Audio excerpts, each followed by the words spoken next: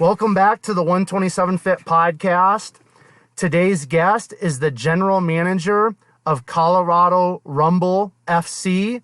He is also the creative director at Elevated Conversions. Today's guest is Anthony Prichard. Anthony, I want to welcome you to the 127 Fit podcast. Thanks for having me on the show. I appreciate the invitation. For sure. So, Anthony, we are just going to jump right into things. I've got 4 questions that I like to ask all of my guests. I like to kind of call these questions the 4 warm-up questions, kind of just to get the conversational ball rolling, so to speak. The first question that I have for you is, how do you start your day? Do you have a specific morning routine or morning ritual you like to stick to on most mornings? First thing I do is squeeze my beautiful girlfriend, Angie Veman, and I check my smartphone usually to see what the latest news is, and then I immediately grab a large glass of El Dorado Springs natural spring water and sit down on the couch to do a quick 5-step meditation. Okay, so meditation is something that is, an integral part of most of my guests' morning routine. So for you specifically, and different people obviously have different forms of meditation, if you don't mind touching on kind of like, what does your morning meditation look like? Is it something you use off of an app? Is it, some sort of writing? What does that practice specifically look like for you, Anthony? It's a spiritual mind treatment, and I'd love to take you through it right now, if you're willing. Yeah, sure. Okay. The first step is recognition or remembrance that God is everywhere, or let's call it a higher power. Maybe you want to give it a different name. Call it Lord, call it Allah, whatever it may be. There's a creator that exists in all things. Call it love. It's everywhere we go, in all interactions and everything we do. So just remembering that and recognizing wherever I go today, God will be there. Second is unity, unifying myself with that divine spirit. If God created everything, he definitely created me. And so then I'm expressing and living as a divine being that's planted with that spiritual gift of just having the right instinct. The next piece is realizing that the higher power is calling me to a bigger and better version of myself, calling me forward in an upward direction, and that I'm realizing that every step of my day and in every way. The fourth step is gratitude and thanksgiving, just accepting the gratitude for the things I do have in life, and then finally is just releasing it up into the universal law that is the fertile ground, and all I have to do is plant the seed, and the earth takes care of the rest, or the body takes care of the rest. And then I'm ready to go. Cool. I feel something's missing if I don't do that. Okay, now how did this practice, this 5-step practice of meditation, how did this come to be within your personal life? I used to be Catholic. I went to Jesuit high school and was married in the Catholic Church, and then I got divorced, and the church was like, well, sorry, you can't take communion anymore. I was like, well, that's weird. And so I was searching for something else. Being very committed to a religious organization, I felt like something was missing. And so I looked for something, and I found the Centers for Spiritual Living. And they have these university-level classes in metaphysical science. And I took these classes for the last 6 years, and they taught me this 5-step process.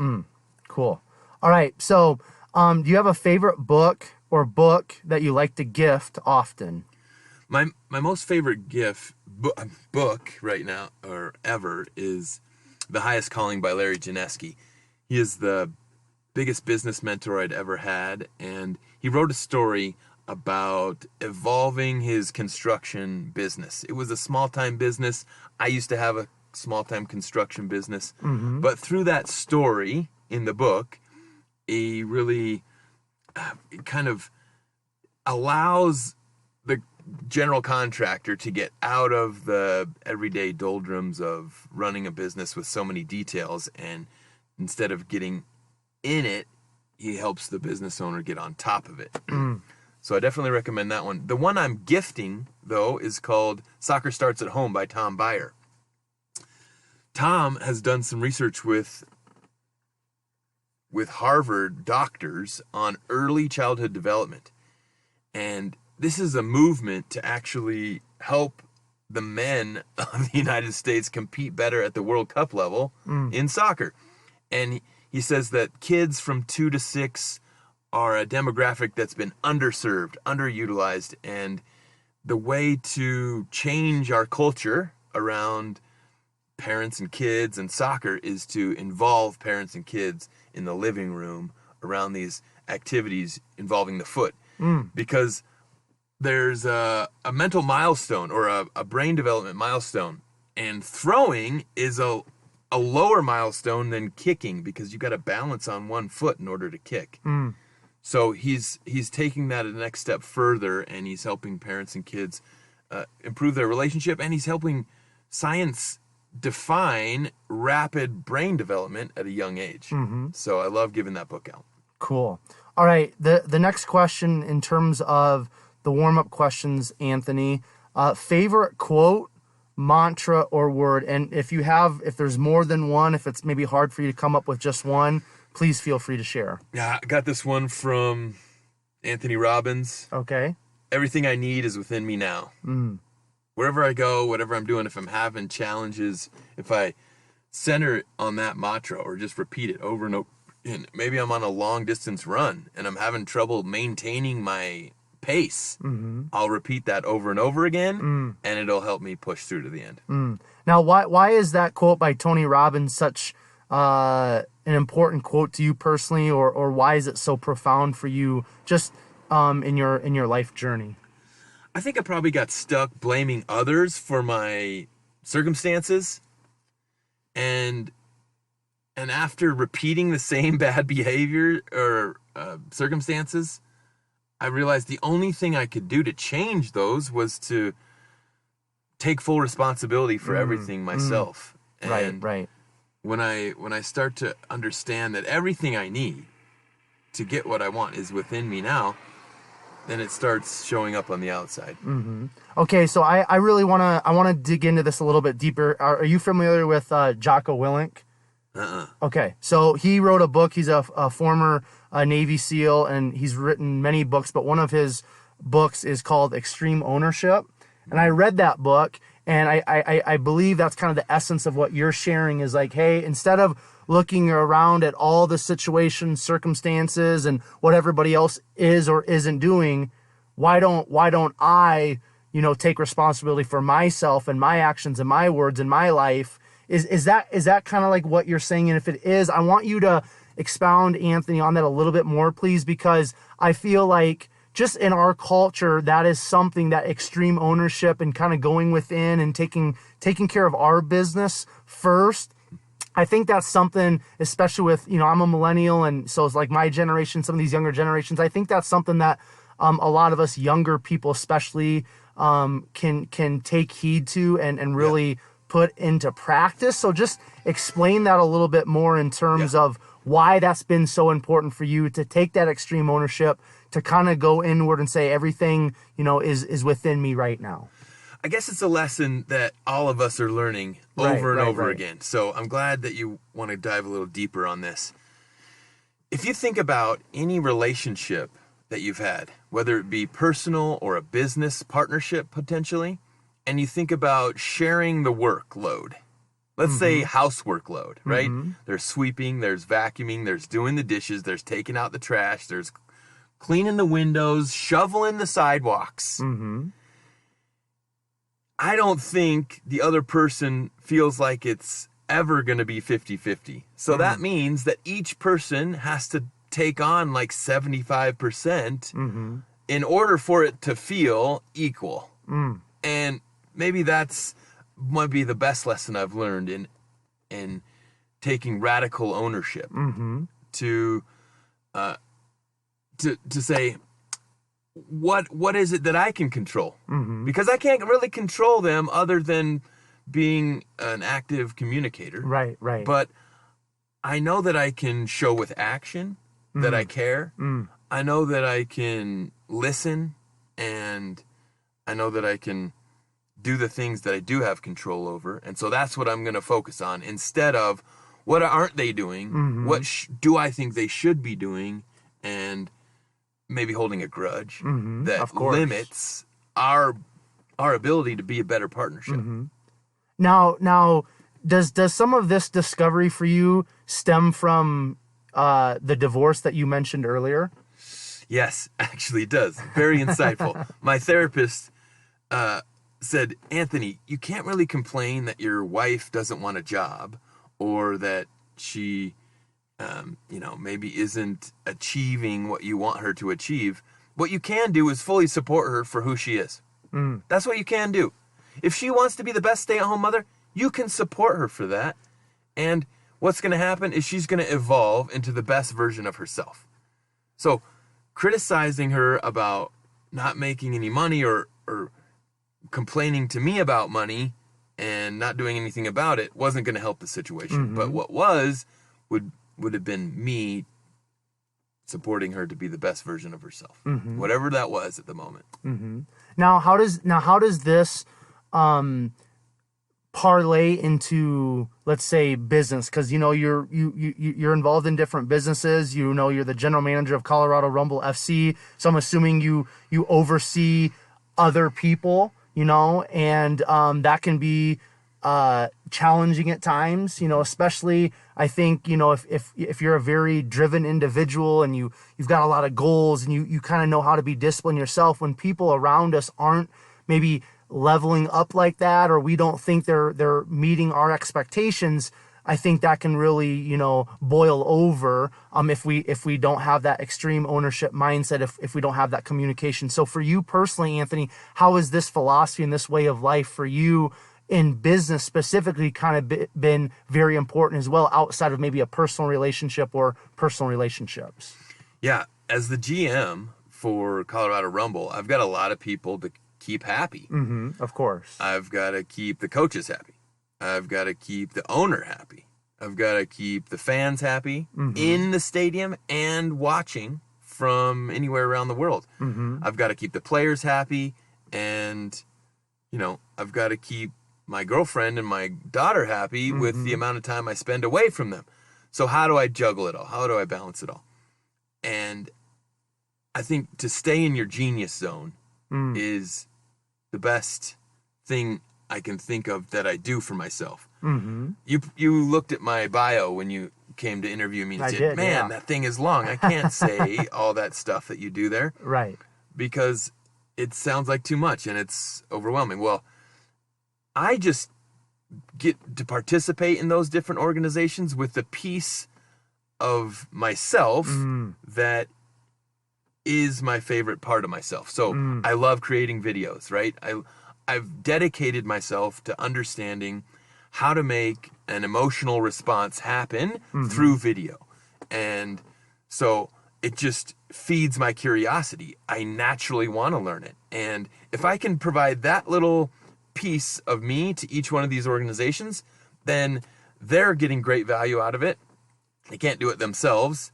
And I'm able to reflect on the impact I made with them and just be grateful for that. Now, the organic part that feeds this law of reciprocity and this law of attraction is that people are going to see what I'm doing and they're going to want to be a part of it. Right. And that's a good part for partnerships and relationships too. You aren't in any partnership or relationship unless you admire some part of that other person you're in a relationship with. So to just be something that somebody wants to be a part of, that's actually how I tried to win my ex-wife back. I thought, okay, I just learned this. I'm going to try to be something that she wants to be a part of. Well, it was too late for me. But other people, the world is full of 7 billion people. Plenty of other people saw that I had something they wanted to be a part of. And I knew, I guess, from the beginning that I'm not going to be a great fit for everybody, but for some people, I'm going to be a sweet match. Cool. All right. So the last question in terms of the kind of like what I, again, like to call the warm-up questions, you have a favorite or most listened to podcast? And just like the previous question, if there's more than one, please feel free to share. I'm not a big podcast listener, Quentin, but I did start one recently with a gentleman named Richard Weston. He goes by the name Richie English, actually. So go ahead and look up Sporting Denver if you're a soccer fan. There are weekly bulletins on the latest news for soccer in Denver. And again, that's part of my Genius Zone. It's creating fun videos. And instead of having to be, the entire workload, Richard provides a lot of the content. And he's a great personality, and he's a great character. Good. Now I wanna tap into your genius here, and we're gonna get more into the video and all of that later, because I know for myself personally, I want to learn more about that. I know probably quite a few of the people coming from my audience that are listening to this right now, they're intrigued because, video is a huge part of social media. It's not going anywhere. YouTube's just, from my understanding, YouTube's the second most used search engine behind Google. So we're going to get there. But from your outsider's perspective and your genius perspective, why are podcasts a great platform? And, why has podcasting and podcasts become so big over the last, we'll just say, 3 to 5 years? Great question, Quentin. I think it's because people are demanding a more human experience.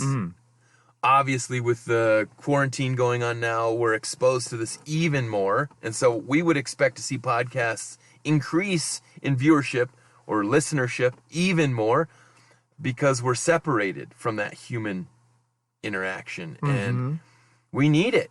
We need it to feel normal, to feel inspired, to feel encouraged, to feel collective. Like, it's not just us alone, but that we've got plenty of support all around us, no matter where we turn. And being able to show up, being able to put yourself out there, has this natural law of attraction engagement. So video is able to display that human behavior, that body language better than anything else. And body language communicates actually better than the written, than the verbal, and than the still images. So it's just a better format for communicating. And now that the file sizes have been compressed and utilized in a better way, we can now do this, video phone chats. For sure. And we can be all places everywhere instantly, because everybody has a smartphone. And they can watch these videos from wherever they're at in the world. Right. Cool. Yeah. And that's why, just the human element of, why we're sitting in my minivan right now, face to face, you know what I mean? Having this conversation. That's why when I started my podcast, I told myself I wasn't going to do, Zoom or Skype. And back then, the reason was more because you have to have an internet connection. I listened to so many podcasts, audio podcasts with, the internet sucks and it's all crackling. I'm like, dude, I'm not doing that. But now that I've done this more, and this has really become a side passion project for me, that human element has now become a bigger reason behind doing the in-person, face-to-face podcast conversations, because that body language is so powerful. There's something about looking in another human being's eyes. There's something about seeing their mannerisms, their body movements, their body language, and that helps me, just as somebody that's doing an interview or facilitating conversation, that helps me kind of be able to guide conversations better, as opposed to, if it was just like over Skype or Zoom or a phone call or something like that. So, okay. So Anthony, I kind of want to transition into your backstory a little bit. I love kind of just hearing from all of my guests where they grew up. So where did you grow up? What was the younger years like? What was your childhood like? Do you have any siblings? Were you involved in sports? Were you involved in extracurricular activities? What was kind of maybe a main focus or two of yours when you were younger? If you don't mind just touching on that, and then just kind of bring us up to maybe, graduation, high school, and then we'll kind of move on from there. Okay. I grew up in Portland, Oregon. I had a mom and a dad that are together still to this day, unbelievably. I have 2 younger sisters. And as a youngster, I was big into BMX and soccer. We had this gully behind our house that ran a couple miles up to the elementary school, and we'd jump our bikes a lot. My parents always supported me. You know, I feel really lucky that I had really good mom and dad that were always there to cheer me on and gave me a lot of confidence. So, when I was in high school, my grandfather suggested I take up kicking because when you're in high school, you kind of look into the next chapter in your life, and he said, what are you going to do? Well, he had been to a few of my games and said, you know, you've got a great leg. You should try kicking the football because there's more money in American football in college than there is in soccer. Right. And so I took him up on that idea, and I ended up getting a scholarship to go play at Adams State College in Alamosa, Colorado. Biggest mountain valley in the world there. And I was a ski instructor at Wolf Creek on the weekends and holidays. And I taught busloads of church people from Louisiana and Oklahoma and Texas how to ski for the very first time because they don't have a ski resort in those states. And Wolf Creek was the closest ski resort to them. So they'd come in hordes, and they would tuck their jeans into their boots, and it was a big circus show. That's awesome. But I loved it. Now, I want to step back because, you know, when you were talking about your morning routine, specifically the morning meditation, you know, and I asked you kind of how this came to be, and you mentioned that you know, you got married within Catholicism or the Catholic Church. Was Catholicism or however you kind of want to you know, use terminology in terms of that religion, was that a part of your upbringing? Yeah, it was. We went to church every Sunday.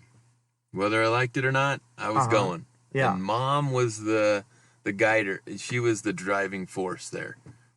Well, now, what did so so you just said whether you liked it or not. What did, obviously, you know, we know that our adulthood is shaped very profoundly by our childhood. I firmly believe that, right? Like, there's a lot of things that a lot of people never shake in terms of their childhood. And then, you know, there's people that I like to say go through different awakenings, and they kind of realize, like, man, like, I was conditioned to believe this. I was conditioned to respond and act this way, yada, yada, yada. So we're all conditioned from childhood to believe certain things, to act a certain way, all of this type of stuff.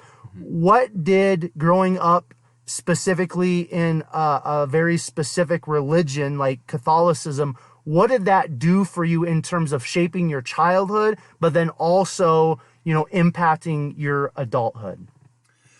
Yeah, I would say that it gave me something to be connected to. And so I learned that there was a higher power. I learned about the higher power, and I also learned that it was okay to lie because there, you know, there's just a toxicity that I was taught to, you know, be able to just ask for forgiveness and then it was okay. And it didn't make sense to me. I didn't understand it. Well, other people were also modeling that to me. It's okay to lie if it was justified for some way or whatever. And so I also modeled those bad behaviors, and I took it into my business practice. And, you know, I got to learn the lessons of practicing those things that were taught to me. And I got to receive some hard consequences. And, you know, it did bring me to my knees, and it really forced me to reconsider my patterns and why they were reoccurring. And it, you know, it's like you don't have the answers, but you're dedicated to getting them. And as long as you have, I think, a coach or someone there, a group of people to support you in that discovery, you've got hope. And right now, in these times that are interesting, having hope is necessary. So if you don't have hope, then that's the dedication there, to find a way to keep the hope going. How do you stay hopeful? Me? Yeah. My faith is very important to me, and I didn't grow up in Catholicism, but I grew up in conservative Christianity. My dad's a pastor's kid, and he still this day doesn't want anything to do with God. So that was modeled in my home. But my mom, and this was something I wanted to ask you, but I'll answer your question. Something that I have so much respect for my mom for is the way that she handled faith and religion in terms of myself and my younger brother Brett. And I remember very vividly. She said to me, she said, "Quentin, boys," I think it was to myself and my younger brother. She said, "Boys, if you guys would like to go to church with me on Sunday, you're more than welcome to come. But if you'd like to stay home with your dad and not come to church, that's okay too." And this has come up a few times on my 130 some podcast conversations I've had, because you never know where the conversation is going to go. But that's something I just value that and respect that so highly in terms of, and my mom, and she's going to listen to this, and she'll be the first one to admit, she's not, this, mind-blowingly, intelligent woman, or just she wasn't in the moment thinking, oh, this is the way I need to, present church or, Jesus or whatever to my boys. That's just how she in that moment kind of responded and presented this opportunity to us boys. So, I don't think wow, that's great wisdom, but that's just who my mom is, and that's how she presented it. And I respect that so much, because I literally, seriously, there have been so many guests of mine that specifically grew up, and I'm not speaking anything against the Catholic Church as of right now. I have my own personal opinion, but this is not the time to speak about that. But there's so many people that grew up in the Catholic Church that I've had on my podcast specifically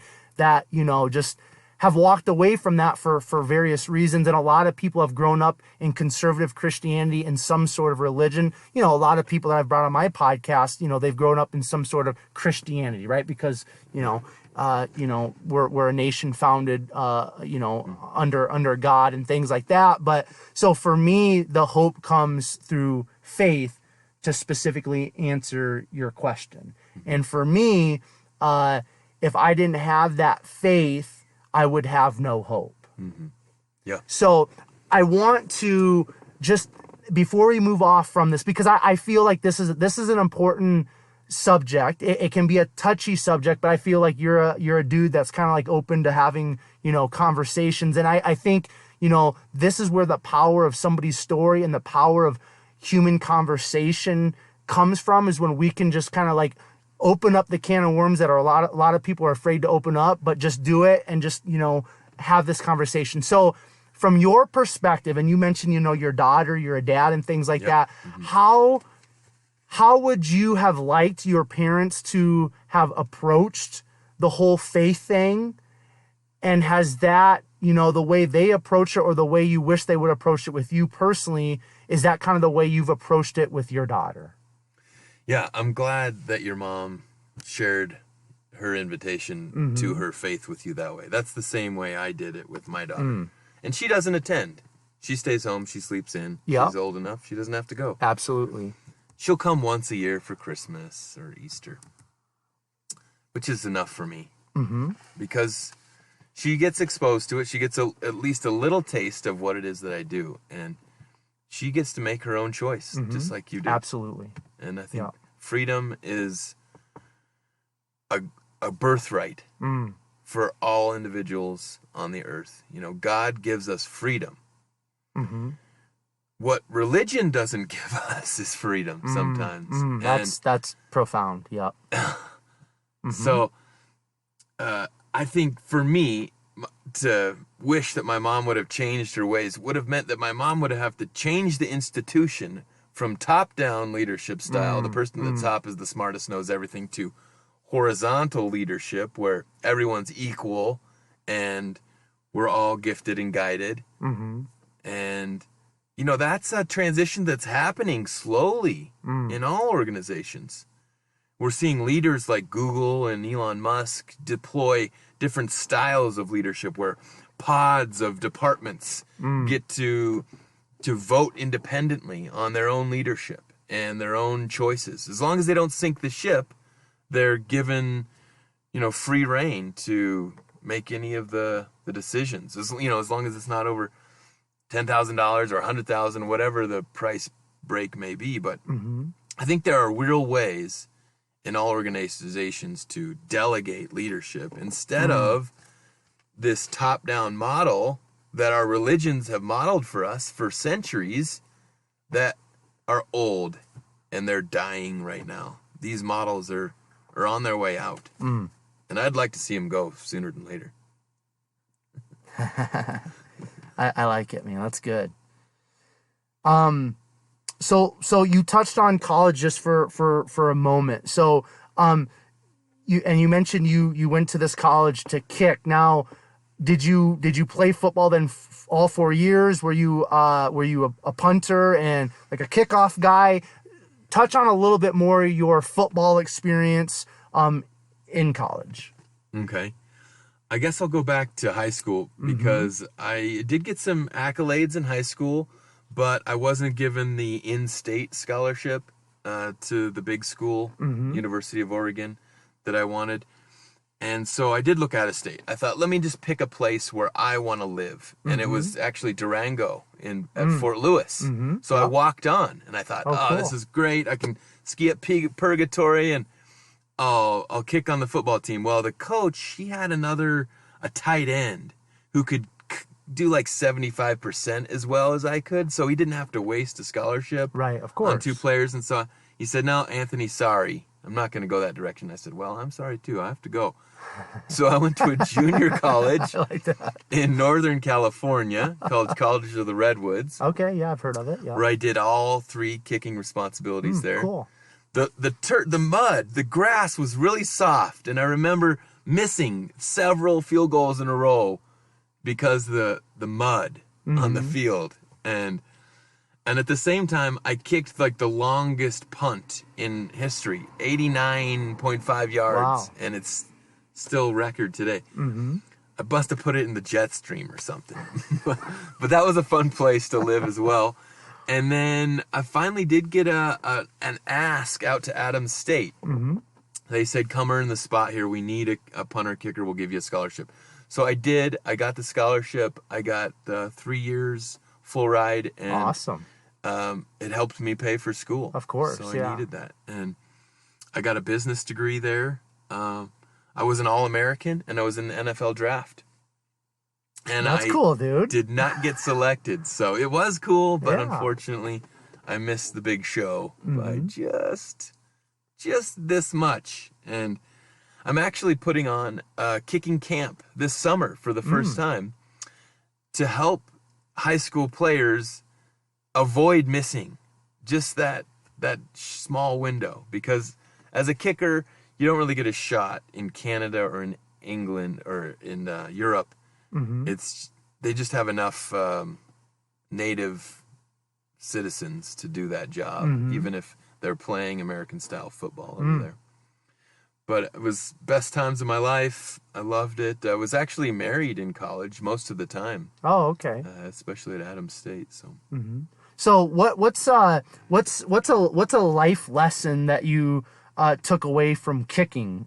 Because I played only a year of college football, but I played varsity football in high school, and in high school it's different because in high school usually it's like a linebacker or, like you mentioned, a tight end doing the kicking. Whoever can just kind of give it a good boot, right? It's not necessarily about accuracy. Once you get into college, and I only played Division III, no big deal, but still we had guys that were pretty much specifically there for kickers, and they're the ones during camp and stuff. We're doing like 2-a-days and doing all this stuff, and they're over there like sitting in the shade, like kicking the football on their toe, like up and catching it, and just you just want to go over there and just like punch those guys in the face, because that's just like, dude, like you guys are bums. But then, you know, when you need that field goal to win a game or something, like, you know, and they kick it, then you're kind of King Kong, so to speak. But outside of all that banter, what was kind of like a life lesson for you that you took away from your kicking experience specifically? Not college, not any other part of football, but just being a kicker, having that pressure on you, kind of having all eyes on you. What was that life lesson that you would say you took away from being a kicker?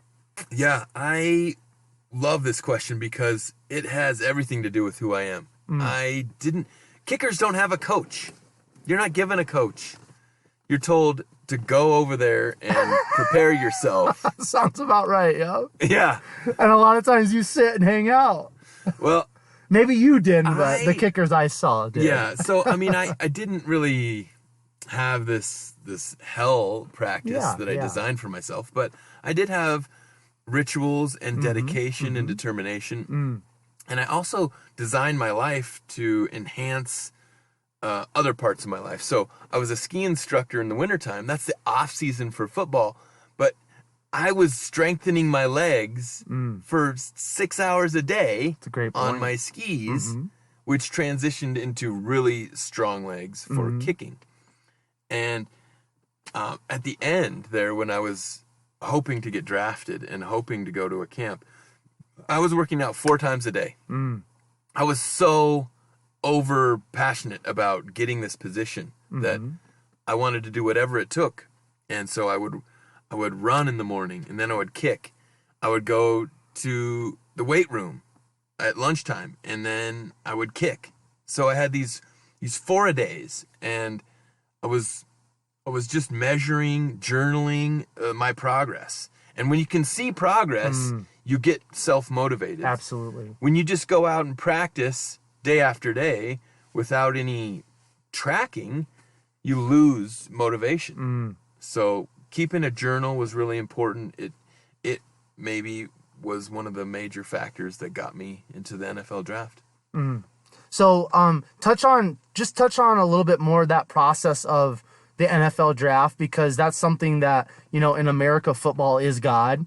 And you know, there's a very small percentage of people that, you know, get to be a part of the draft, that you know, get drafted, or they get picked up and they make it, quote unquote, to the NFL. I had a guest on not too long ago. I'm actually wearing his shirt, which I'm going to talk to you about, a Jenkins Elite, because it's a gentleman here in Denver, but he got picked up by the St. Louis Rams, and then he played a year, I believe, in Canada. But he puts on this he has this academy now here in Denver, and he focuses.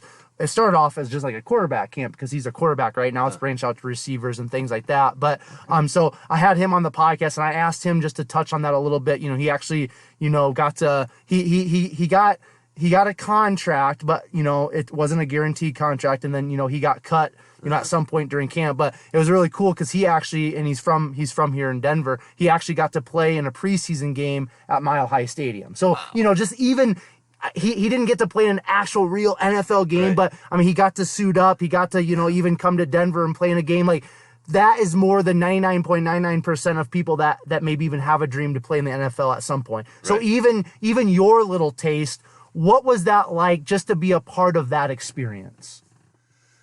I felt like it was special.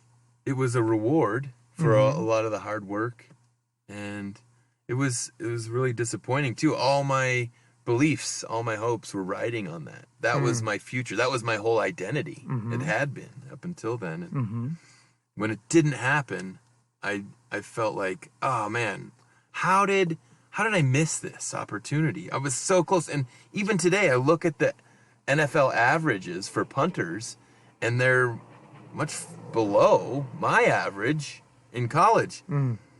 And, you know, when the scouts started to come around, and they started to ask me questions and sit me down and measure your hand from your fingertip to your thumb and all these things.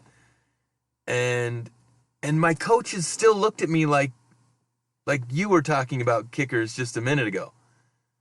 Like, they didn't have the time of day to prep me for this. They didn't have enough energy in their time. They were already focused on too many things to share any of their wisdom or knowledge with me. Or maybe they just didn't even have any wisdom or knowledge with me. That's a great point, yeah. And so they couldn't share it. So I guess the thing to learn there is to not wait for it to be given to you, but to go proactively and search it out. You naturally know what you need. Everything you need is within you now. If you need information, go get it. Go resource it. Be resourceful. And those who have the most success in life, I think, are very resourceful people. So okay, so let's transition then. So you just mentioned kind of like your whole identity was wrapped up in, you know, your athletic pursuit and chasing that dream of making to the NFL and stuff. You know, and again, like, not to keep bringing it back to this marriage and divorce or whatever, but just what was life like after you, what was life like for you, Anthony, after you realized like this dream isn't going to happen? How did you kind of piece things together? What did that look like? And then, you know, how did that tie into, like, you know, you said you got married, you know, during your college years and things like that. How did those dynamics all play together? And then I want to kind of start transitioning into, you know, more of like who you are today and branch out from there. I guess it starts from my divorce, because I got to ask myself, who do I want to be? Instead of, who does my parents want me to be? Who does my wife want me to be? Who does my teachers want me to be? My aunts and uncles, the media? I said, screw them. What do I want for myself? And when I hit the dark night of the soul, I think that's what they call it, when you just hit your bottom. I decided not to take antidepressant drugs that the therapist was offering, but to really bite the pain right off in the face and reinvent myself. Who am I going to be moving forward? And when the answers came up, they were optimizing businesses, you know, injecting myself into operations and automating them with efficiency improvements and to model good behavior myself. And you know, it wasn't long after that the video fell into my hands. My parents gave me the flip cam in 2006 or 2007 for Christmas, and that was the first time you could record HD video in your hand before they came out in smartphones. Right, yeah. And the only place that you could put the video, other than your own desktop, was YouTube. Yeah. So I had been remodeling houses as a general contractor and recorded this first video. I put it on YouTube, and the very next day, a homeowner from down the street called me and said, I saw your video. Can you give me a quote on a kitchen remodel? I was like, yes. And it was a $50,000 kitchen. Yeah, and I made the connection there that body language, it was all in what the camera was able to show. And the viewer was able to decide in a split second, was that somebody I could see myself working with or not? And he said yes, because we were a lot alike. He was young, he was athletic, he was a risk taker, he was a father, all things we had in common. And he saw that my job was clean, I had good respect with my subcontractors that the video was able to show when I guided the discussion through the house. And at that point I was like, oh my gosh, I'm not going to be a contractor anymore. I'm going to teach people how to use video to sell because it's so effective. And since then I've just dedicated every extra minute I had to learning the best ways of creating this virtual relationship, this genuine, authentic, transparent relationship with somebody I'd never met, but with somebody that just was able to interact with me online. And it's definitely doable, and I love being able to peel that back for people and show them that they have that own ability themselves. But we never got taught in school video production or being a video spokesperson, or right. You stick a camera in front of most people and they'd become somebody different. and they shut down, and it's the exact opposite. Okay, so before we completely launch into that, I wanna just again touch on, because who you are, and who I am in this experience we're going through right now with this podcast, right? Like, there's so much that has created this moment for you and for me. Like, the individual you are right now, the individual I am right now, there's so much, right? That's built up to this right here, right now. And one of my joys is to kind of like dig deeper into who the individual is that I'm having on my podcast. So, because this, we can all kind of talk about, certain things in terms of like our passions or whatever, but I feel like the reason why like Facebook and Instagram stories is becoming such a big thing is because it's behind the advertisement. It's behind the kind of the passion. It's behind the finished product, so to speak, right? It's behind the scenes. It's behind the curtain. Mm-hmm. So that's what I love to do in these conversations is how did Anthony Prichard become this, guru and expert in terms of like video marketing, all that. So the big turning point, you've already said it, and it was the divorce and all of that.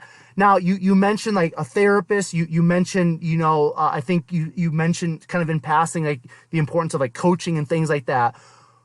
Who or what, when you were maybe searching for who is Anthony Prichard outside of what my parents want me to be, what my wife wants me to be, what I thought I was going to be in terms of an athlete, when you were doing that, going into that darkness and doing that deep soul searching, Anthony, who or what was that individual or that thing that you really stepped into in terms of identity and said, you know what, this is who Anthony Prichard is, and I'm going all in with this person or this thing? Yeah, I got to ask myself that question. What is my title? I'm a son. I'm a husband, an ex-husband. Mm-hmm. I'm a father. I'm a brother. I'm a cousin. What's the thing that stands out at the top? It came out father, Quentin. Mm-hmm.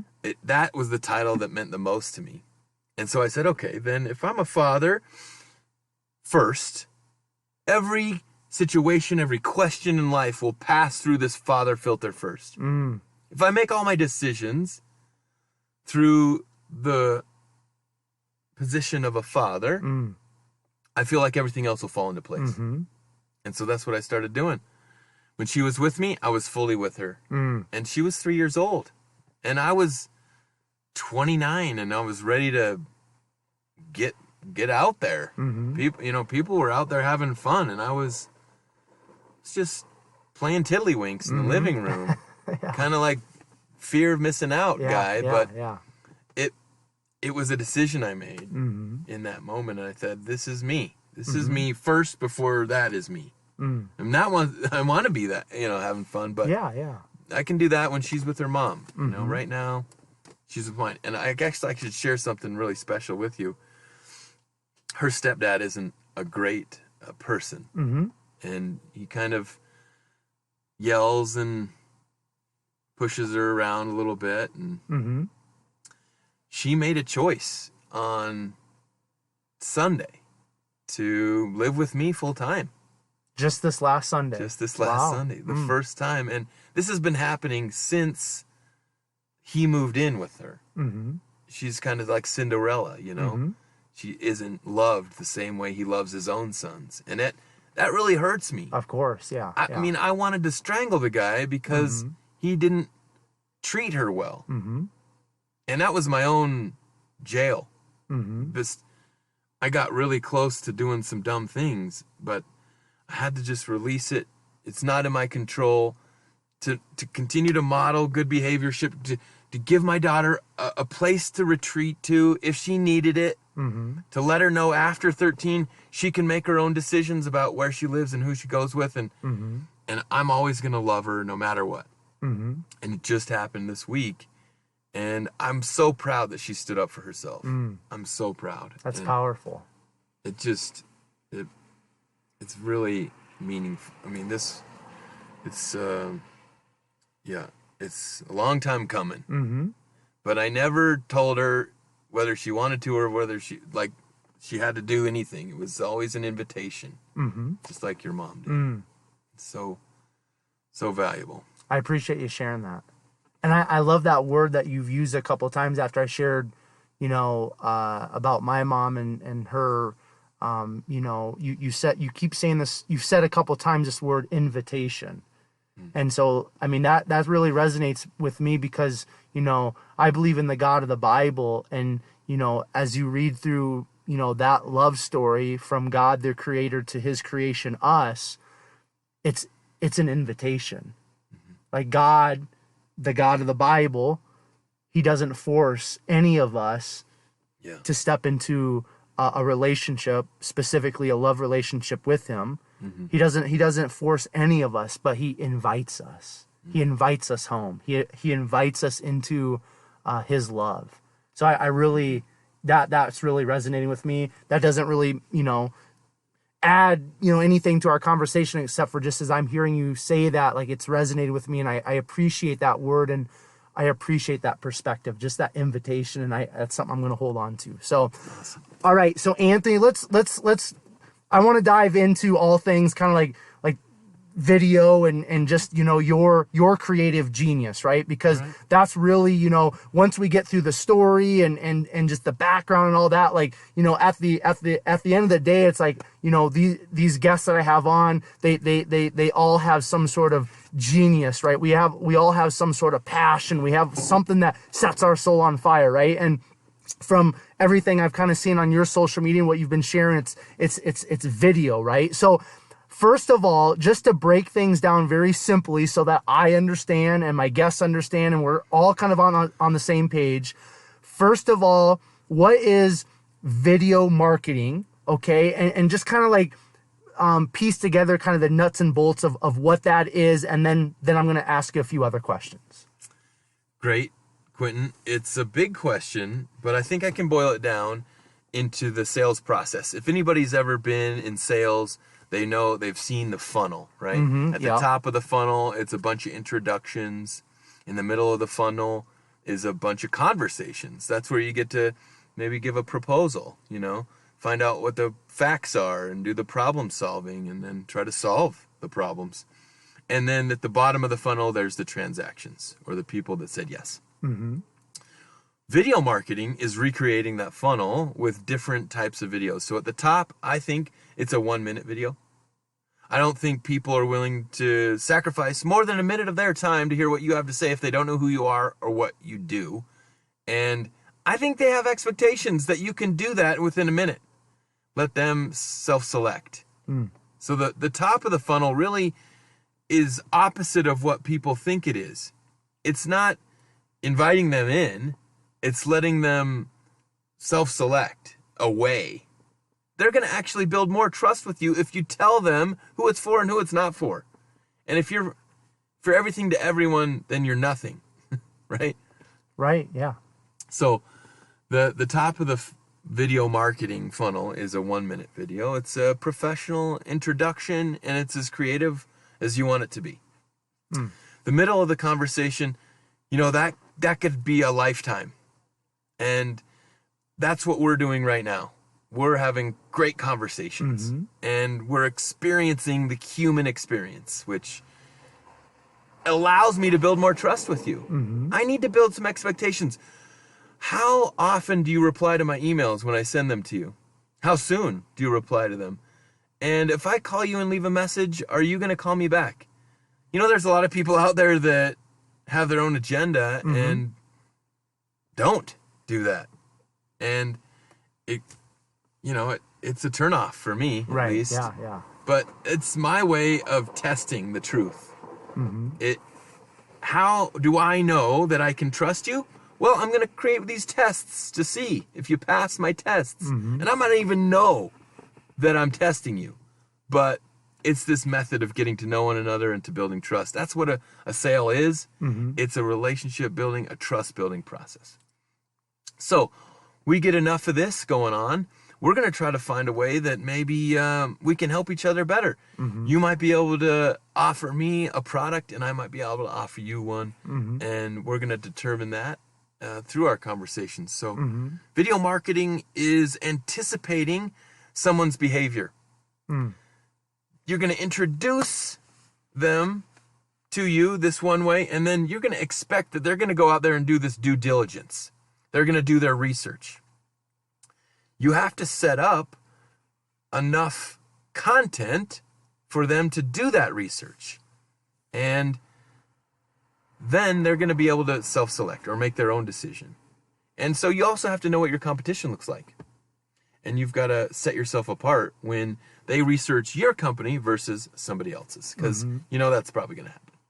Everybody is conditioned to seek out, you know, three people at least, unless they do have that really strong connection with you right away. They've already been looking for you for a while, and now they've found you. Then they're going to make that instinctual decision to maybe hire you right away. So you got to be ready for that too. Now, you mentioned your parents got you like a video phone or something, like back in, was it 2006 or flip cam? Yeah, the flip cam. So again, kind of stepping back into your evolutionary story, where did this fascination for video kind of come from? And then, like, how did you develop it in terms of, like, you getting this flip cam from your parents? Like, where did this come to be? How did you find this genius within video? So I got this gift December 24th, 2006. And I didn't use it until March 10th, 2007. And up all until those 3 months, I was looking at it, scared as hell. Like, I don't know what I'm going to say. I'm not an actor. Right. If I try to remember these lines, it's going to come out real bad. So I was like hitting it against my head. What am I going to say? I'm not an entertainer. I'm not a stand-up comedian. I don't know what I'm going to do. So maybe we have a bridge here of something in common. But eventually I got to this point where I thought, oh, I don't have to try and remember what I'm going to say. I'll just say the same thing I'm saying every day anyways. And at the time I was walking through houses 6 times a day for subcontractors and investors talking about how we were going to fix and flip the home. So I just looked at the camera as if it was an investor, because that's who I wanted to attract myself to. That's who I wanted to be around more of. I said, look, behind me is the house. The investor spent this much to buy it. They're going to put this much into it, and they're going to sell it for this much. And I'm going to take you on a walk. We're going to go through it, and we're going to look at what we're going to do. This is the before, during, and after, and you're right here in the beginning of it. So let's go. And that's what we did.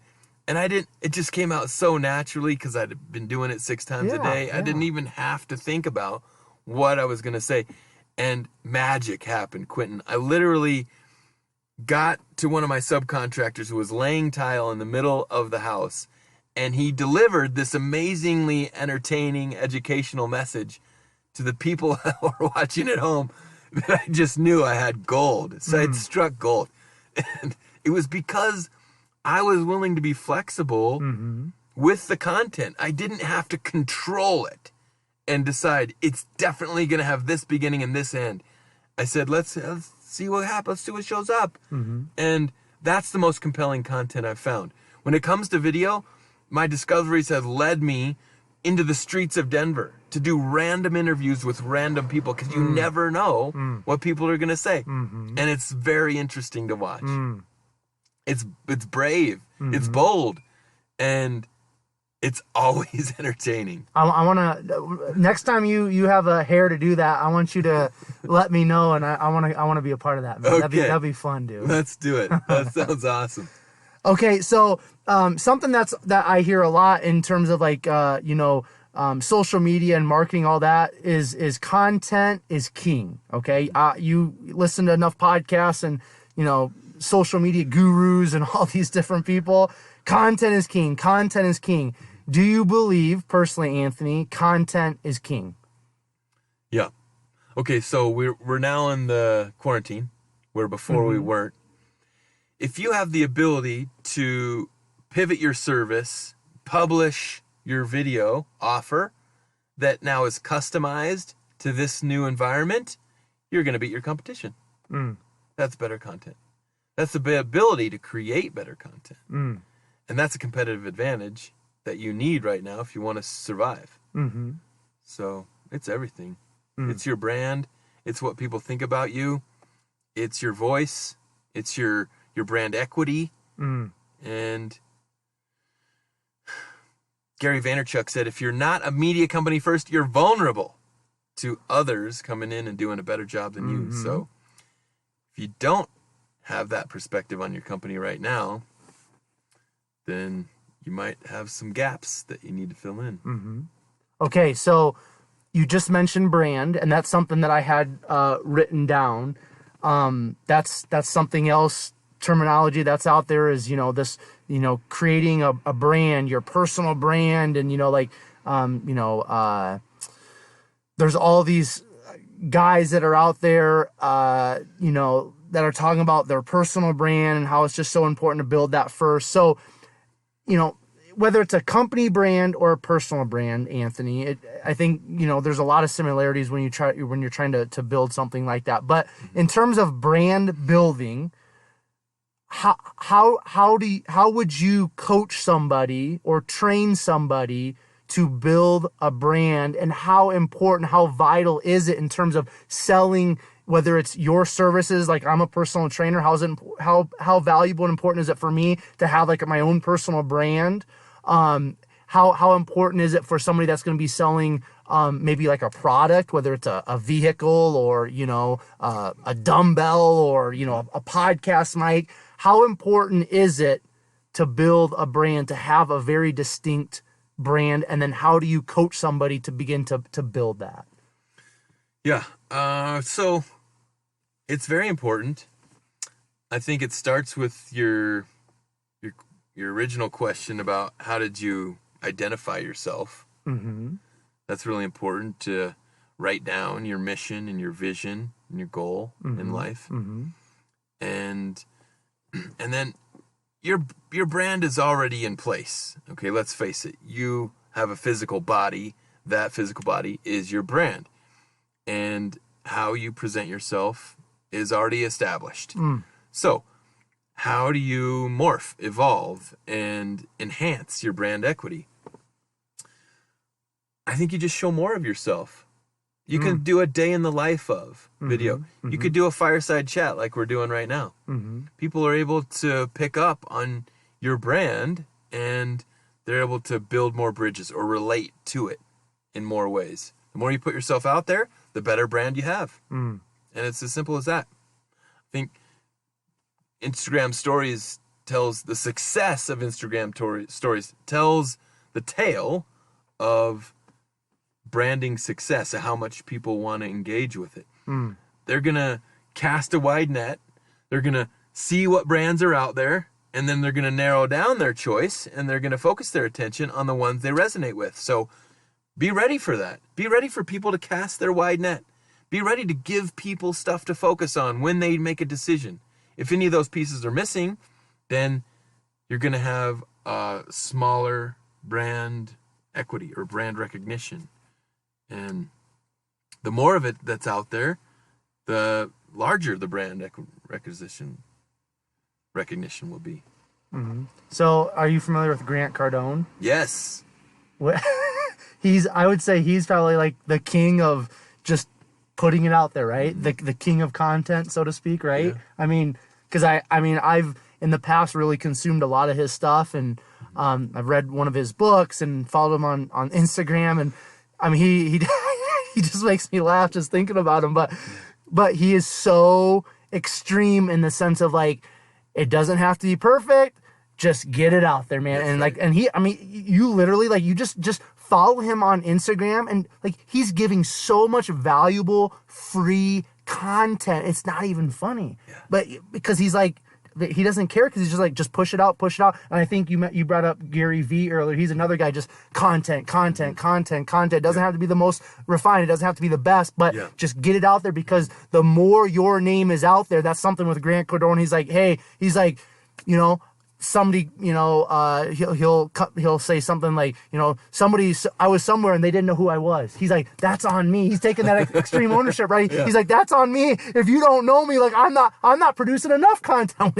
When you're like, dude, like, you're producing enough content, but kind of that's his attitude, right? Mm-hmm. So, just in terms of like getting it out there, that kind of seems to be, kind of like what you're saying as well, right? Yeah, I think the hesitation or the objection that comes up when you hear put yourself out there, give all your stuff away for free is, well, then what am I going to sell? Right? If I'm keep constantly giving away all this content and sharing this valuable information, why would people want to buy what I have? Here's the solution. Yep. Here's the mindset solution. Be an artist.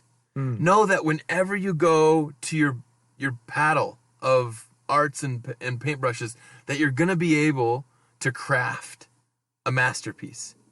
To not expect to have these proprietary rights every time you license your information, but to believe enough in yourself that you're able to create a masterpiece at any given moment, that you're able to provide something of even higher value when somebody asks, okay, what else can you do for me? Well, let's talk about it. What do you need? And does this look like a plan that will work for you? Do that enough times, and I think Zig Ziglar said you'll have everything you want. Make enough people happy. No, you'll have everything you need if you help enough people get what they want. Now, that's kind of like the behind the curtain of kind of like this whole sales thing in terms of like putting content out there and the free content and just saying like, this is who I am, that authenticity and all that, like that, is building a connection with an audience, correct? And the more you have that authenticity with your audience or an audience and people are like, man, like this person's everywhere and let me check them out. And oh, wow, like they're into fitness and they're a personal trainer. And, I really appreciate all this content. Eventually, free content, kind of drawing in, you're wooing them, you're drawing them. Eventually, they're going to trust you enough, whether they've ever met you or not, but just because of your content, just because your personality and your authenticity, you're putting yourself out there, that's kind of the sales trick or the sales tool. You're kind of wooing, you're drawing people in, and then eventually, because you've built that trust, they're probably going to buy into, meaning they're going to buy a personal training package, or they're going to buy a program, or they're going to buy something that you're offering. Is that correct? Information age is over. People aren't willing to spend money on information because they know they can get it. What they are willing to spend money on is hand-holding. To hand-hold them through the information, which you're perfectly suited to do. So, they've engaged with you enough times. They build trust that you know what you're talking about, that you're credible. They like when they interact with you. They're inspired, and now it's time to transform them. Together, they know, that you'll be able to create transformation. And that's the paywall. That's where all this online effort transitions from conversation to transaction, on the paywall. And it's up to you to create small test contracts, example contracts where I can get a deeper feel of what it's like to get my hand held from you. And if you've packaged your products well, if you've priced them well, then you'll be able to start to gain traction in the scoreboard or the bank account that my coach likes to say. And so I guess that's the dance that we all interact with online, is the paywall, the inspiration versus transformation. And I think we're all well suited to hold people's hands because, we're compassionate, we're driven, and there's enough people out there that we're not going to connect with everybody, but for those that we are a good fit with, we're going to just hit home runs all the time. Right.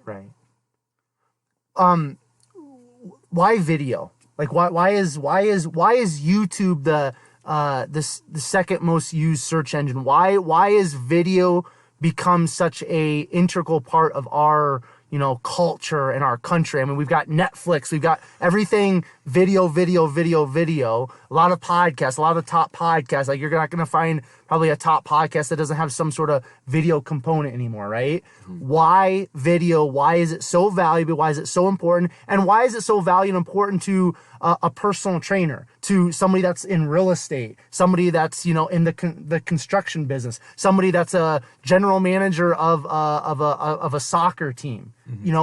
Pick your poison.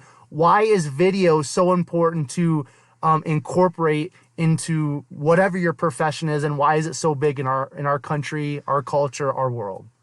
Video is transparent. It's accountable. You can't lie on video.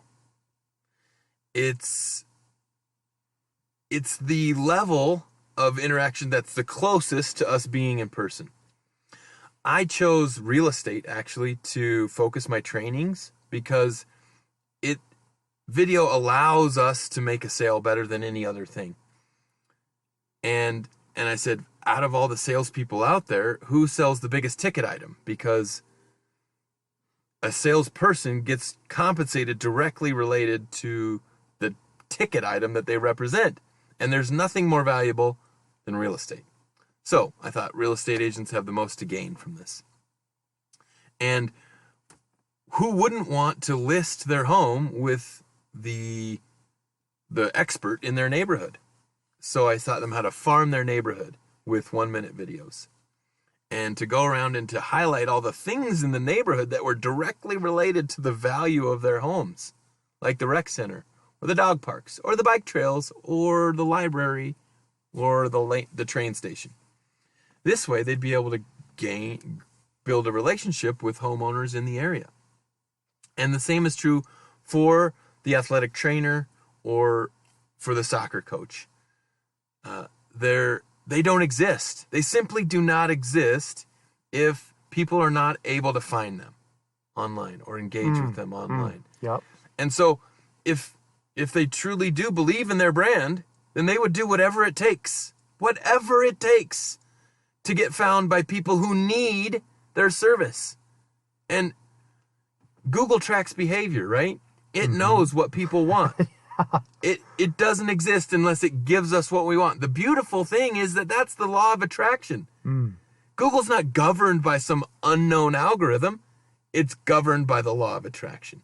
It must give people what they want. Therefore, we too must also give people what they want. If they want video and we're saying, no, we're not good at video, then we're avoiding a natural universal law of the law of attraction. We're trying to hide behind some excuse that we're going to do it a different way. But it's not up to you. It's not your way that people want. It's what they want. So we have to customize our service to what our clients expect from us. What is the law of attraction? People get what they ask for. One way or another. Whether they know it or not. Whether they even know they're asking for it or not. Whether they go around silently cussing and saying that they hate everyone. What are they going to get more of? More turmoil, more anguish, more hate. But if you go around like the Dalai Lama saying you love everything, you love everyone, you're going to be surrounded by love. Yeah. You get what you put out then, right? How did you recondition your beliefs, your thoughts, your mindset, your life? I don't know if I set out to recondition my mindset and reorganize my life, but I knew there was a problem and I knew I wanted to fix it. And so when I was divorced, I hated being alone. So I went to a church group every night. And so I didn't have to be alone. But I knew that by surrounding myself with a better circle of influence, that I would be picking up things that would help me solve my problems. Mm-hmm. So I guess the first step, don't take it on yourself. Don't expect that you can fix it for yourself. Ask for help, and help will show up. Mm. Yeah. Cool.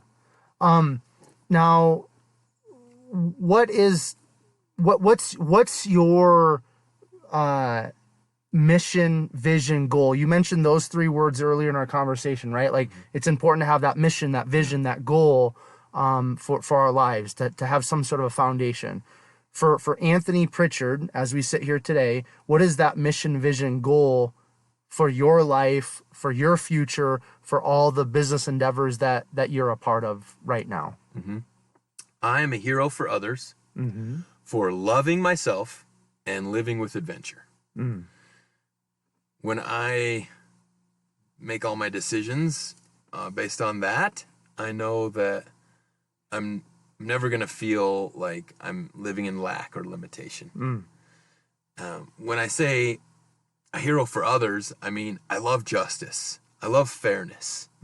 Whenever I was on a team growing up, I hated that special favors were given to certain people on the team. Yeah. It just ate me like the quarterback. Acid. Oh, screw that, dude.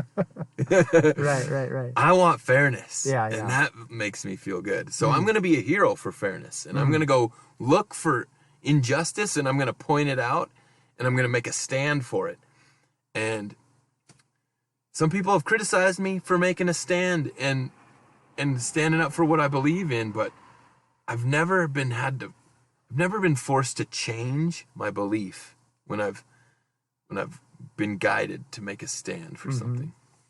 For loving myself, I think that's a great model of for my daughter and for anybody I coach or that I work with, to just love myself and to know that it's good for people to self-care and to self-love. Yeah. That's going to help their brand. That's going to help everything. Right. When they spend that time. And then for adventure, I think that makes me come alive too. So I'm looking for adventures like this, Quentin. I didn't know you 24 hours ago, but somehow we got connected on Facebook. So. Yeah, and here we are. This is an adventure. Yeah. And you know, this is, I mean, because like in all transparency, probably by the time this gets released, I'll actually be back in Iowa. I'm still in Denver right now, but because the whole fitness industry basically is shut down, right? And that's my source of income. I'm going to go back to Iowa. I'm going to stay with my parents for a while. I've got a home gym there. I've got dumbbells up to 100 pounds. So like I'm going to be set for a while, right? But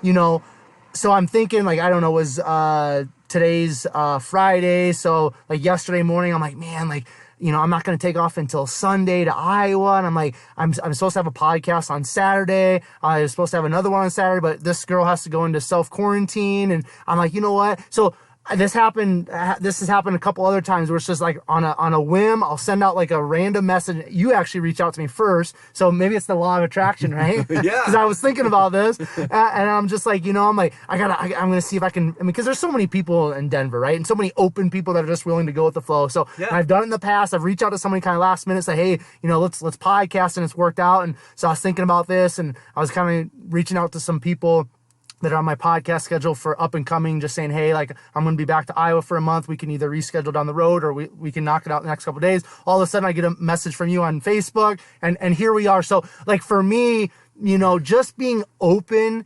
to adventure and just kind of like even this moment right now, like we are literally sitting in my minivan having this podcast conversation, right? Yeah. Because like all the places that I usually use in terms of podcasting are shut down, right? God. And we kind of want to no libraries, no coffee shops. Right. You know, and we want to be respectful of each where we live and with the whole virus thing, right? So we're literally sitting in my minivan having this podcast conversation. Like it's an adventure. So I'm right with you, Anthony, in terms of like, and I think this is an encouragement for everybody that's listening, is just like, be open to adventure. Be open for adventure. Because if you're open for adventure, to adventure, like you just never know what's around the next corner, right? Yeah. So,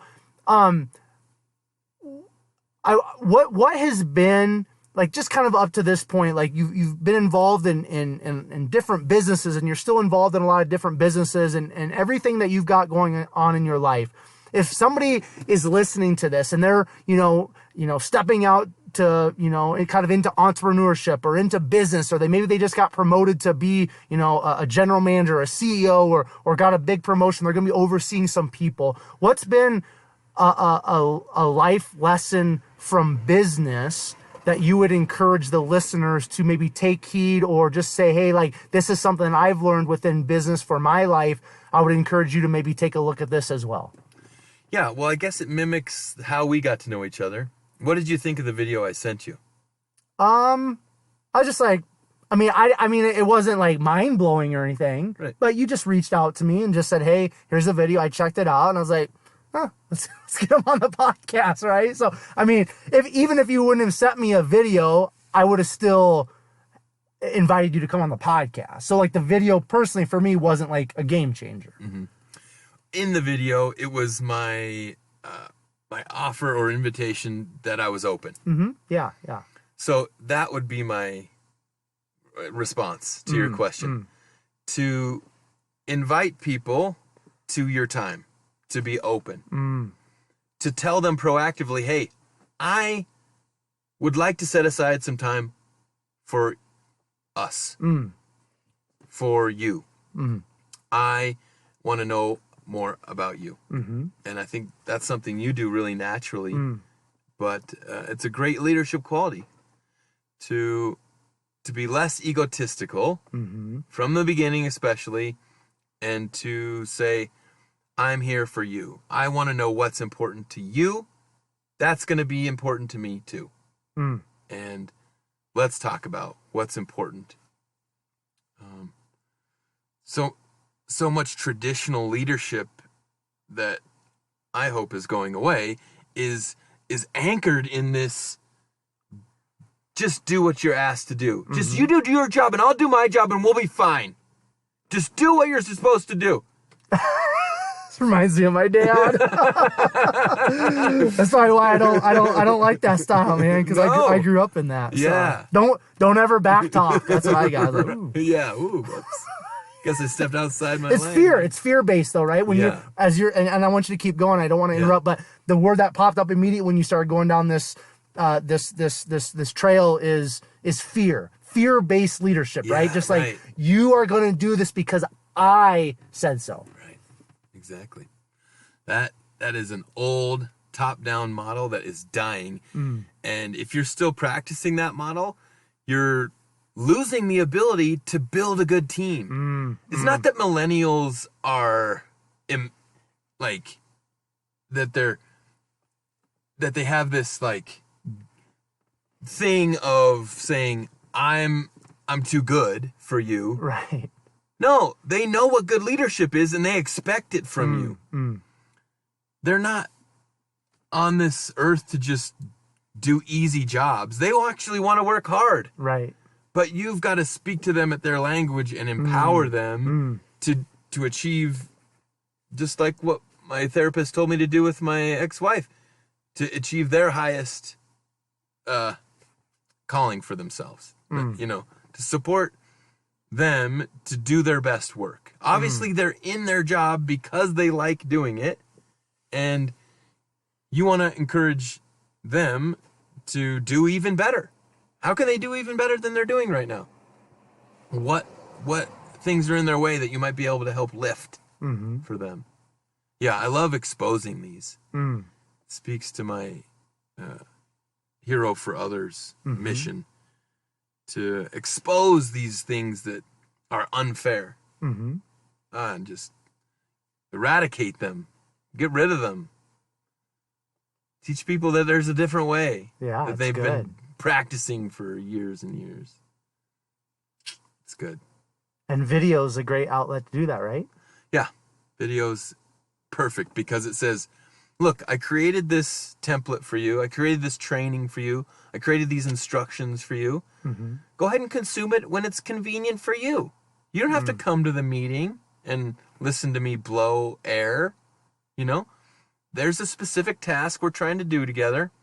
This is the way that I've found that works. I'm going to share it with you.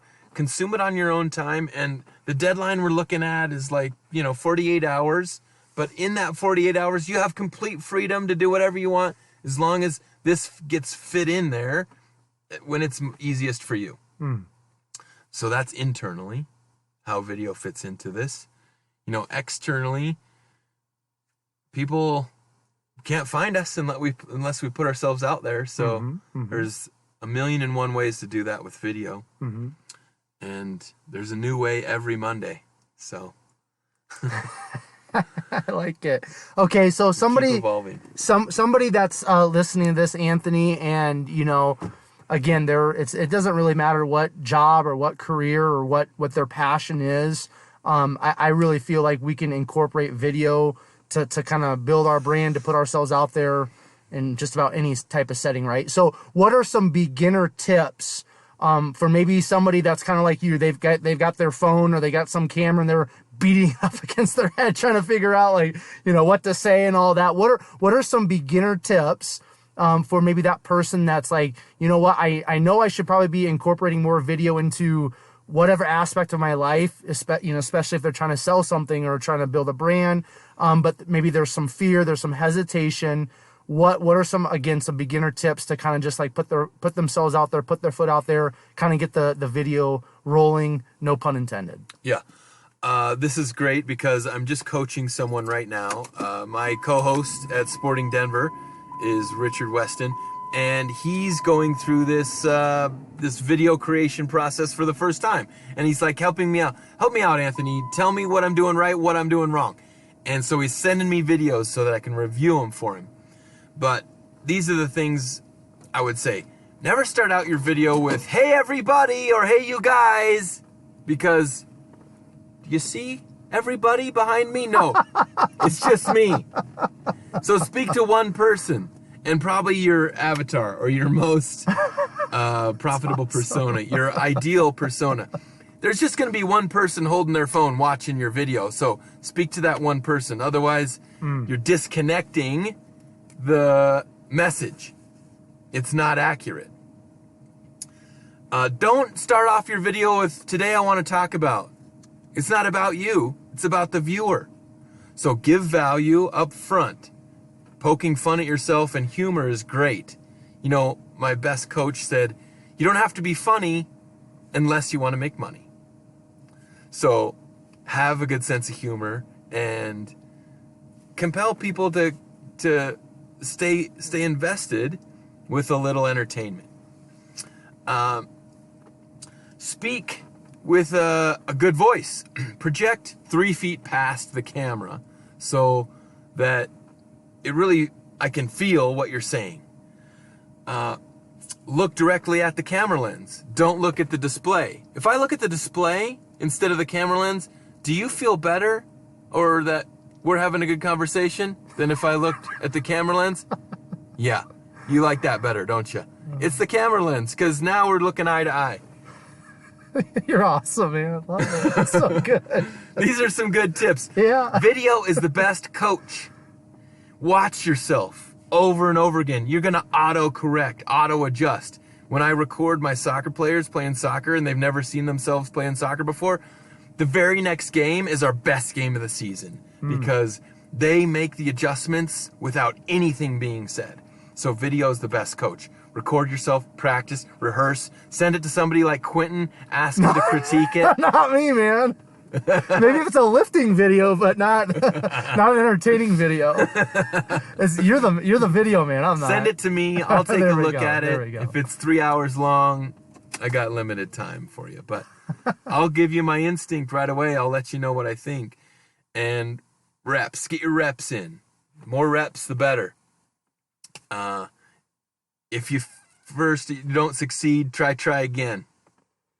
Now, I see, because I kind of forget that we got the Facebook Live going because, I just don't do this. It's kind of your thing, right? Yeah. Using my phone. But I do see there's a couple people that are watching this right now, Anthony, from kind of like my network or whatever, that are school teachers. Oh. So what do you think about video in terms of somebody that's a school teacher maybe just like an athlete, right? Maybe having that video so that they can maybe see how they're presenting something, how their voice is projecting to the students, maybe some of how the students are, some of the students' body language when they're teaching, things like that. What would you think about in terms of like a public school teacher having video at times to kind of look at themselves and kind of critique themselves? Is that pretty similar to maybe like what you do with a soccer player? Yeah. Steve Spangler is a teacher, and he does a lot of great science videos. So there's a lot that can get conveyed in a short amount of time.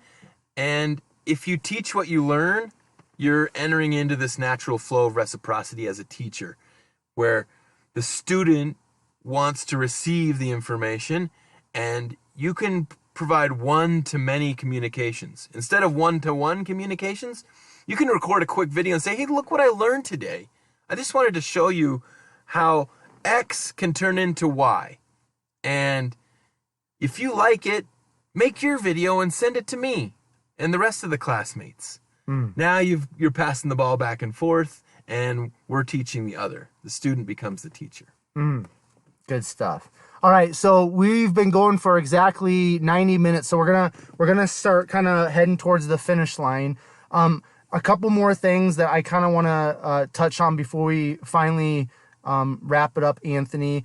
How does somebody find their creative genius?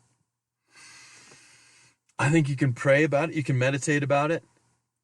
You can ask others what they like about you, and why are they friends with you. I think that's gonna allow you to identify what your God-given gifts are, because those are gonna show up no matter what. And then when you look at them as that way, as they're divine gifts that were given specifically to you through a birthright, and how could you enhance them? Then the answers start showing up. So maybe it might not be as hard as you think. If we know we're being given these gifts, and other people can see them sometimes, maybe easier than we can see them in ourselves, then how can we start improving those things or enhancing them, or surrounding ourselves with others who have similar gifts so that we can combine our gifts together to get the juices flowing and marinating, and all those things creates chemistry. Yeah. What's the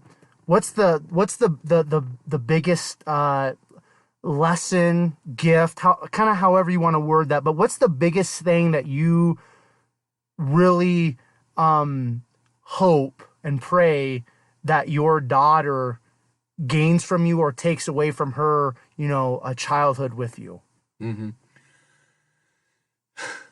My daughter is already taking away with her this confidence and this bravery into group settings. She's really been on the other side of talking about her own gifts, not knowing what she wants to do in life or what she wants to focus on. And I'm okay with that. But I see that she's a natural leader, that she's very well spoken, that she's improvisational, and that she's creative. So I'm just believing that whatever she finds herself doing, it's going to include those soft skills. Not necessarily the hard skills of computer programming or project management, but the soft skills of understanding human interaction and relationship dynamics, and how to live a high quality of life. I mean, she kind of has lived these two separate lives. One here where she can do no wrong, and one with her stepdad where she can do no right. I hope that this gives her some good data points when she selects her life partner on who she wants to live with. What's your personal greatest strength? Personal greatest strength. guess listening is a good strength of mine. That's awesome. Gotta be able to listen. I want to be a good listener. I feel like not a lot of people are good listeners. And if I was able to flex a muscle, I would say, oh, I can do a badass job of pulling out what's important. And, restructuring it and active listening, feeding it back. That's a superpower. Why is listening so important? Because if anybody's listened to my podcast long enough, so every once in a while I get on a soapbox of listening, and how I personally have really had to go through a personal transformation of being a loudmouth and interrupting and cutting people off and blurting out answers when I was in school and just kind of like that, to through the podcast being forced to listen. And now I've really stepped into this awakening of the power and the importance every single day of listening to others. Why is listening so valuable, so powerful, and so important for you in your life? And why do you want to even become a better listener? Why is it so important? They've heard me preach on this enough, so I really I find it awesome that you feel that that's a strength of yours, and you probably have a very strong opinion in terms of it. So I want to hear you preach on it. Why do people need to shut up more and listen more? Yeah. I was taught early on in my sales career that the fastest way to earn trust is to listen. When somebody feels like they're being listened to, they automatically trust the person they're talking to. And there's a lot of talking that can just go on and no progress is made. And that's wasted time. I think everybody listening to this podcast understands that nobody has time to waste. So the best way to create relationships, to evolve love forward, and to step into that higher, better version of yourself is to be a better listener. Thanks, Quentin. You're welcome. Yeah. I could... This is the time where I'm just like inside. I'm like, oh man, I just want to go off on listening because it's so good. But that's very eloquent, very beautifully put. Now, on the flip side, I just asked you what's your greatest personal strength. What do you feel is your greatest personal weakness? Or if you don't like that word weakness, what is, and I know you already mentioned kind of listening, you want to get better at that, but outside of that, what's maybe an area that you are really intentional on improving right now in your life? Finishing things. I'm great at starting things, which is great for business building because a lot of effort is required at the beginning. I'm not so great at finishing things. And so I've said, I need help. And I've said, I want a partner. I said, I don't want to have to do everything myself. And that's why I did join Elevated Conversions, because my partner, Ryan Levander, is such a good analytical bow tire. That's, I guess, what I can call him. If I can create this great content, he can show me the impact it had and who watched it, how long they watched it, what parts of the page they looked at, what sequence they took to get what they wanted. And it feels so good. Growing up as a person who played on so many sports teams, I just have that team mentality burned into me. And as an independent freelancer, I've had some success, but I feel so much better when I can partner with somebody else who understands my vision and mission and also has the same end goal as I do, that we can pass the ball back and forth, and I don't have to handle all the objections. I can delegate some of them to him. So, finishing. That's good. I'm right with you on that. I'm like this dreamer, and there's all this stuff, and I want to do it all, and I'll dabble and start, and then I'm just like, I think that's like the free rangeness in me. I just want to be out roaming around with no responsibilities, and then I'm just like, I gotta adult sometimes, right? Yeah. Gotta do that adulting stuff, Yeah. Now, in terms of Colorado, you spent a lot of time out here and lived out here for quite a while now. What's kind of like a place that maybe, because a lot of my audience, listening is gonna be from Colorado, because all of my guests up to this point have been from here in Colorado. But what's maybe like a spot, if you don't mind sharing, that you like to go to in Colorado that maybe some of the listeners wouldn't be familiar with? In terms of maybe like a hike, maybe it's a mountain, maybe it's a lake, just maybe like an area when you kind of want to just get away from the city life. What's maybe an area that, or a place in Colorado you kind of like to go just to find some peace? The other day, Wednesday, 2 days ago, I went to Three Sisters. Okay. That's an interesting little park. It's got some bouldering in the middle of it, and then it's got these log cabins behind that I am assuming these Three Sisters lived in. And it's great to discover that there was a simpler way of life back then. I love to go to Minturn. It's in between Edwards and Vail. It's a small little town that's got some great unpopular trails. And then even further north from Minturn is Radium Hot Springs. So along the Colorado River, there's a little hot springs that's cut out, and you can hike to it and jump right in there. It's a great place to go for a night, overnight camping, and drive home the next day. The thing I do daily is to jog around my neighborhood. Okay. And I'll go on a jog and a swim every day. Okay. And it'll be just as good as me going to Hawaii. I mean, it's my private Idaho.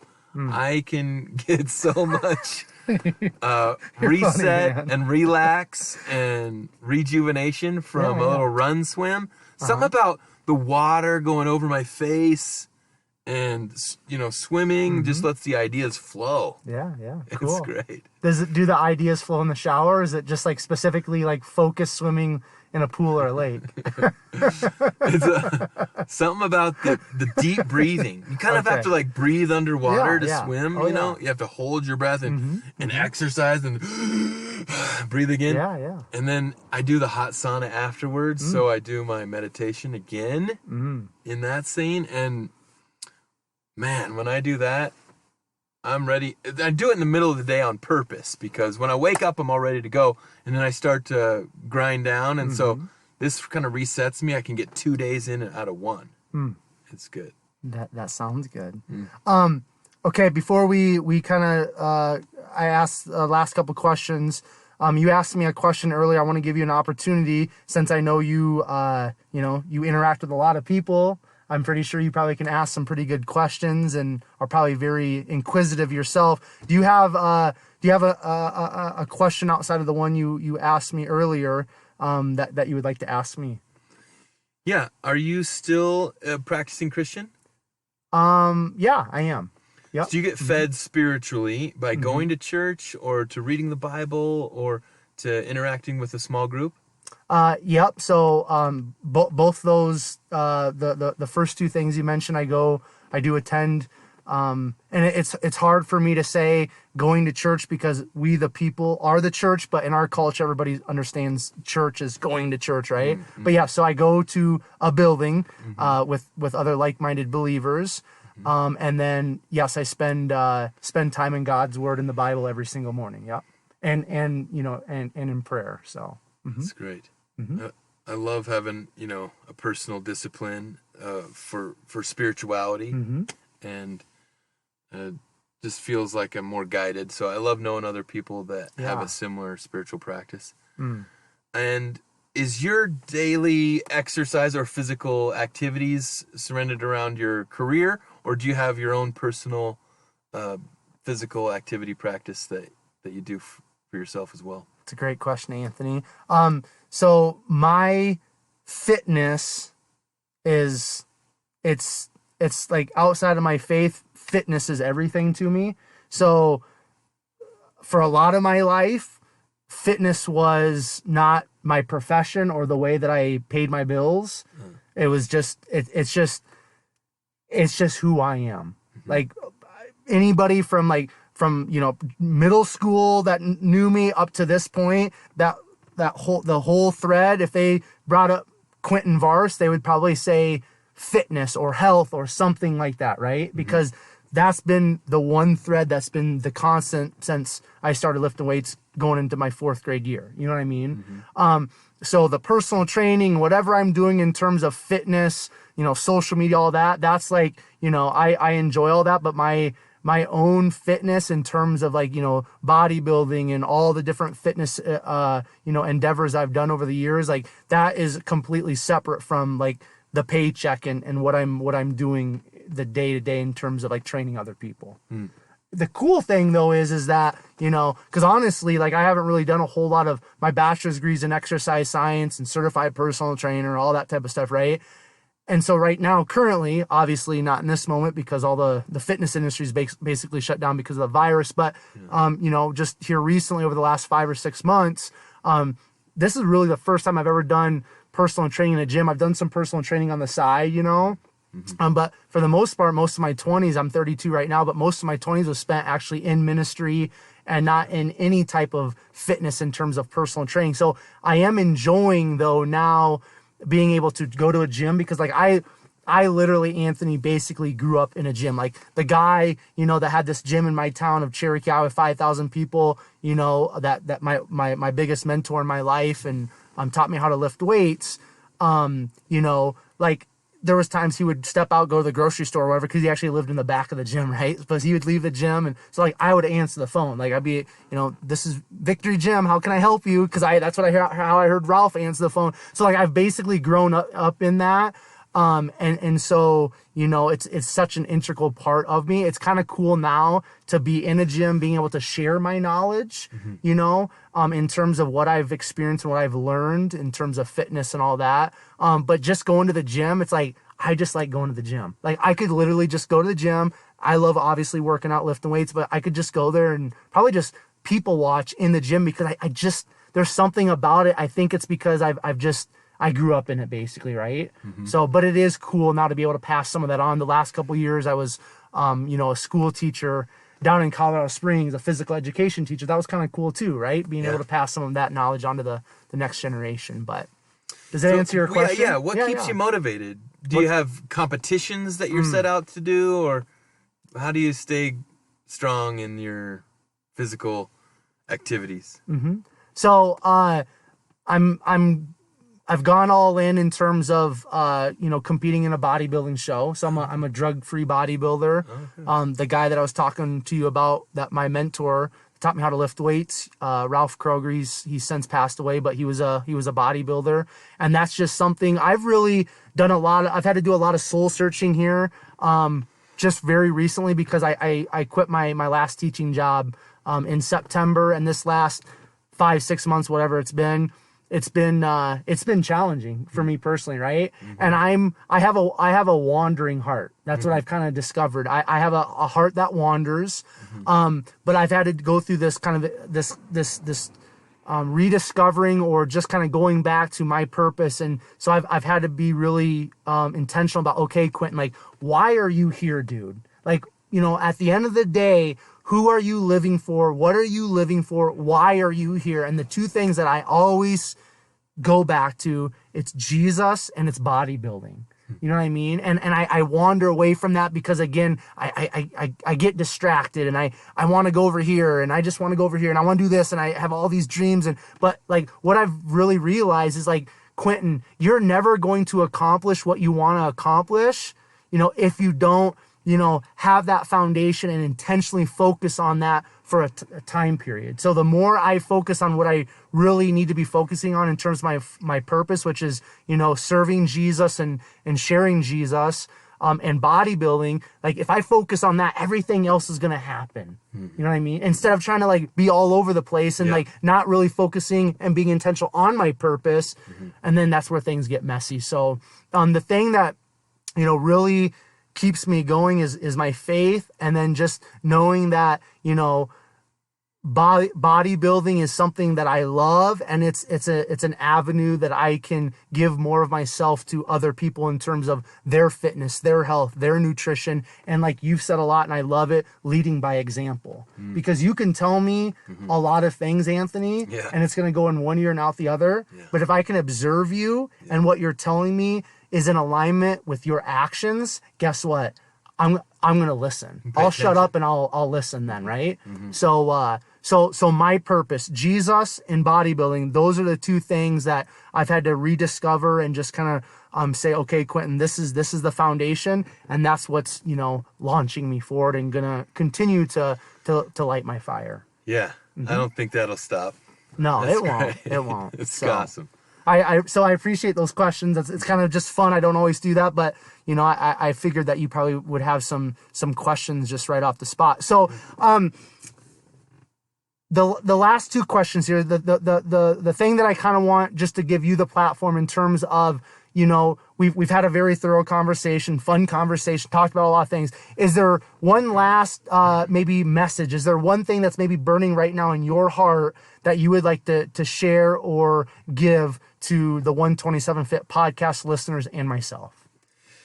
Is there one thing that is there like a message? Is there maybe something that we haven't touched on that you would just love to put out there? Is there something that you've been meditating on lately that you feel like, you know what, I need to put that out into the universe because I've got the opportunity right now? I'll just echo what you said about leading by example. I think actions speak louder than words, and if we had a bunch of leaders who taught others how to be good leaders, we'd all live in a better place. And that's really the example of a good leader, is one who leads by example. Absolutely. Yeah. So I would think if we could all echo that, leaders lifting up leaders by setting good examples, we'd all have a lot less trouble to worry about.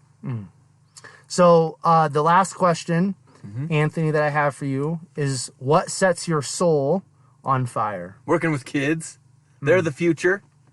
And Amen. If I can help impact a kid to lead me when I get old, then I'm going to live in a better place. And that's the best investment of my time. So I'm on fire to help kids get a step up on life and get what they're after. Very cool. Okay, so where can people find out more about you? Where can people follow along? I know people are going to be, you know, just resonating with a piece of your story, with all of your stories, something that you've shared, something that you've put out there today is going to touch people, Anthony. So where can people find out more about you? Where can people follow along? Where can people reach out? Yeah, I think the best thing they could do is just type my name into the Google search engine.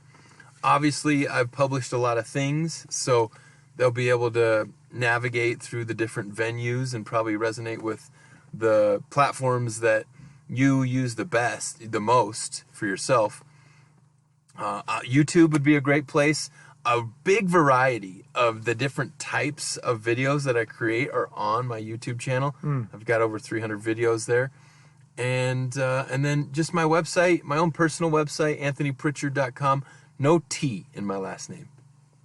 Cool. So, Anthony, I just want to thank you for jumping in my minivan with me, man, and just kind of going on this adventure with myself. And again, the 127 Fit podcast listeners, I just genuinely appreciate just the conversation we had. I appreciate you reaching out to me on Facebook, and you know, I'm looking forward to kind of staying connected with you. I want to pick your brain a little bit more about the video stuff, but just thank you for sharing your story. Thank you for the authenticity, and again, just appreciate the time today and the opportunity to connect. Yeah, me too.